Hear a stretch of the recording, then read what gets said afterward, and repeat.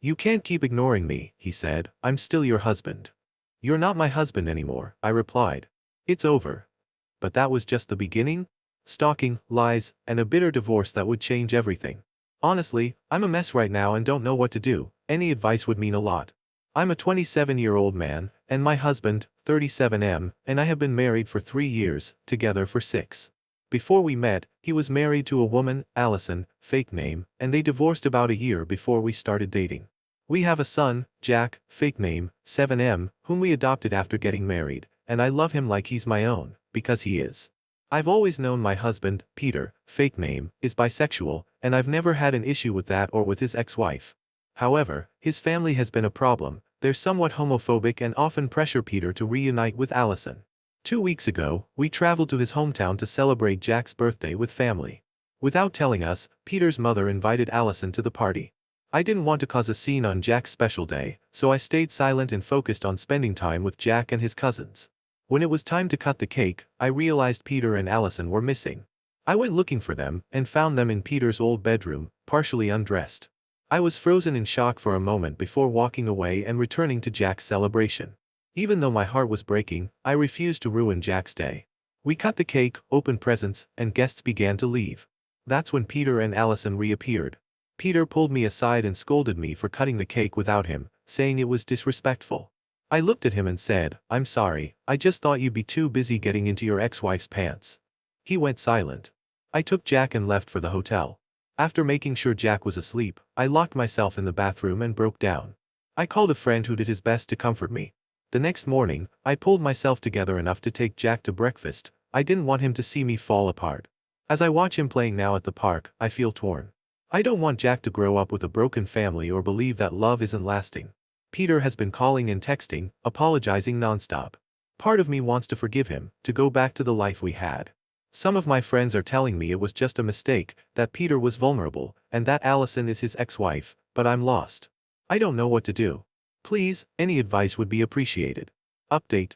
First, I want to sincerely thank everyone who offered advice. You really helped open my eyes about my situation.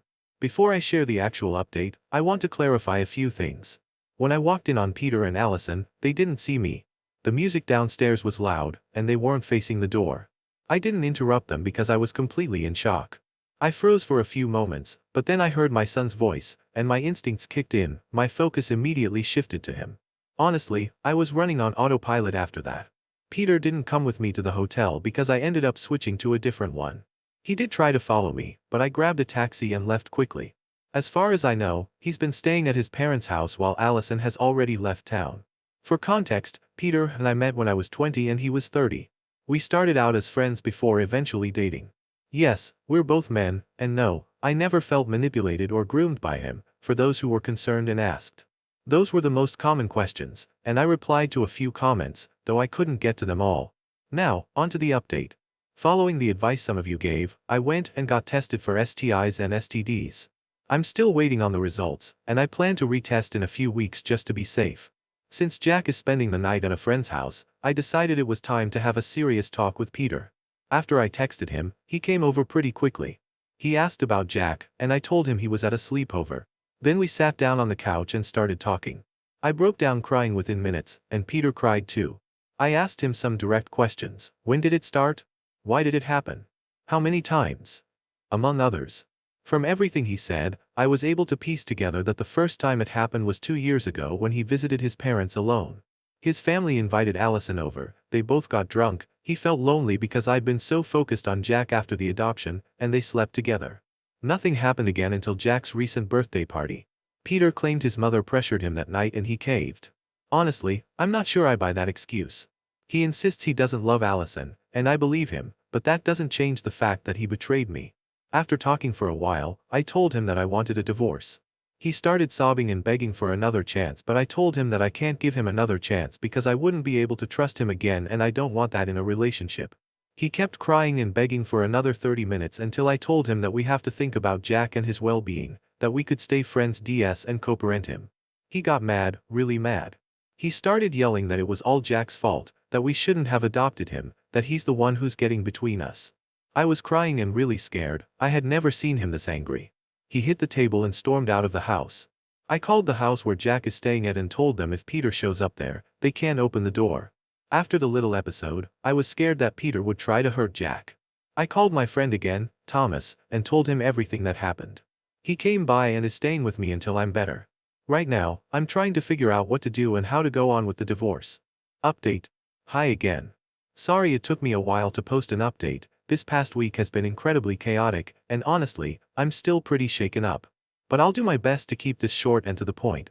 Lately, my husband has been showing up at my workplace, following me around, and even calling me using burner phones. I was really worried, based on what many of you warned me about, that he might try to go after Jack. Thankfully, that hasn't happened. He said a lot during these encounters, but here's the core of it. He told me he missed how it used to be when it was just the two of us. He said that after we adopted Jack, I stopped paying attention to him and that he no longer felt like I was his. He also said he missed how dependent I used to be on him. When we first met, I was very insecure, but after adopting Jack, I started working on myself because I wanted to set a better example for him. Back when we got married, I was constantly sick, always exhausted and weak, and Peter would take care of me around the clock. The doctors were never able to figure out what was wrong. Strangely enough, my health improved not long after we brought Jack home. I guess that intense dependence on him is what Peter really missed. Yesterday, things escalated when he followed me to work and began screaming at me, saying I was his and that we made vows to stay together. Security had to get involved, but after work, I saw that he was still waiting near my car. I panicked and ended up taking a taxi home. He's still messaging me and occasionally showing up at the house. I've taken a few weeks off work so I can stay home with Jack, who, thankfully, seems to be handling all of this better than I am. I've set up an appointment with a therapist for Jack, and once the divorce is finalized, I plan to start therapy myself too. I'm still figuring out my next steps, and I'll post another update once there's more to share. Update. Hi everyone. This will be my final update for anyone who's been following along. I'm only posting this because some people reached out asking for closure, and honestly, I think I need it too. So here it is.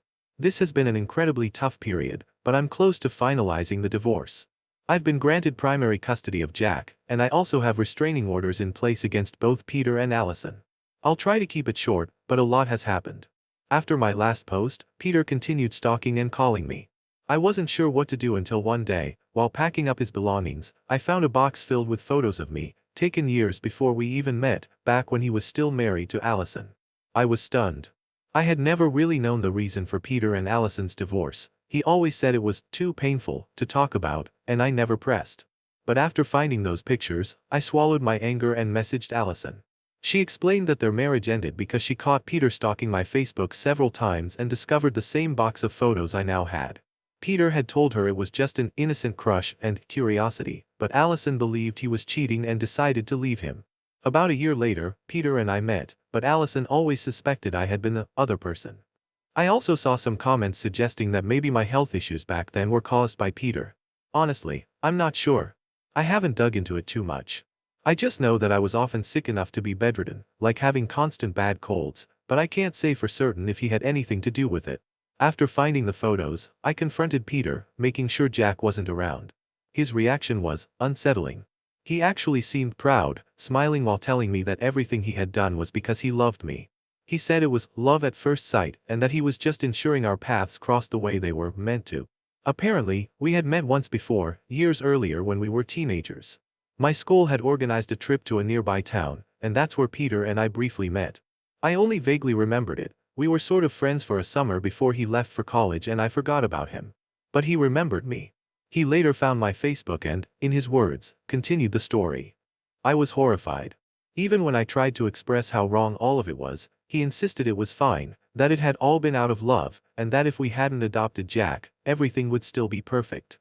I completely broke down. It felt like my entire marriage had been a lie. Peter told me he only slept with Allison to get my attention and insisted that we didn't need to go through with the divorce because he loved me, and that should be enough. He promised he would become a better father to Jack if I simply made more time for him. He suggested I quit my job since he earned enough to support us all, saying it would give us more time together. I was in shock. When he hugged me, I let him for a moment. Part of me even thought about what he said. But as he held me, I kept remembering all the lies, the stalking, the obsession. It wasn't just about the cheating. It made my skin crawl. When I tried to pull away and told him I was moving forward with the divorce, he clung to me even tighter. He started screaming that I needed him, that he could protect me, take care of me, save me, that I was his, and his alone. I was terrified. I slapped him and managed to break free, yelling at him to get out of my house. He refused, still clinging to me and shouting, until a neighbor, hearing the commotion, called the police. Afterward, I filed for a restraining order and have been focusing on taking care of Jack ever since. During the divorce process, Peter shocked me by asking for 50-50 custody. Up until then, he hadn't shown much interest in seeing Jack. Later, I learned he only wanted shared custody so he could continue seeing and contacting me. He's been contesting everything in the divorce, dragging it out as long as possible. Oddly, he offered to pay child support even though he's demanding 50-50 custody, and he agreed to let me keep the house and a few other things. That's been the state of my life lately. The only bright spot was Halloween. Jack insisted on dressing up as Spider-Man and had me go as Tony Stark. We went trick-or-treating, and seeing how happy he was confirmed that I'm making the right choices for us, for our future, without Peter. Sorry for the long post, but this will likely be my last update. Thank you all so much for the support, advice, and for listening to me through all of this. Update. I know I said my last update would be the final one, but honestly, I'm feeling so confused right now that I needed to come back and vent. We're almost done with the divorce proceedings, but Peter's behavior has completely changed, and I don't know what to think. When I last posted here, Peter was blaming our son for the breakdown of our marriage and only fighting for custody to stay connected to me. But now, he's acting like father of the year. My friend Dean, not his real name, has been handling Jack's pickups and drop-offs so that I don't have to see Peter directly. At first, Peter got angry. He thought Dean and I were dating, but once he realized we weren't, he backed off. Honestly, I expected Peter to treat Jack poorly. I've been checking in constantly, asking Jack how things are going, making sure he's okay. But Jack keeps telling me that Peter has been wonderful, playing with him, helping him, being kind, the complete opposite of how he used to be. When I spoke with Peter, he said he's been going to therapy, which I was genuinely happy to hear. He even messaged me to apologize and suggested we try couples counseling. I turned him down, and to his credit, he hasn't pushed it again. Now, he's asked me to meet him at his place tomorrow to talk about everything, saying it's part of his therapy work. I haven't been able to afford therapy for myself yet, though Jack is going, and honestly, I'm torn.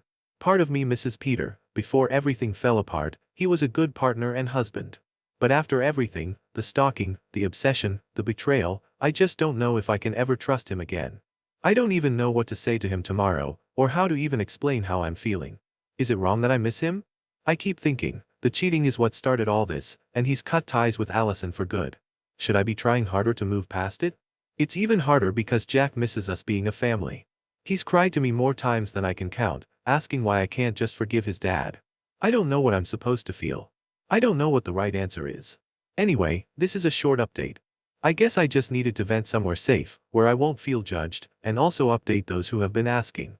Thank you again for all the kindness and support you've shown me through this.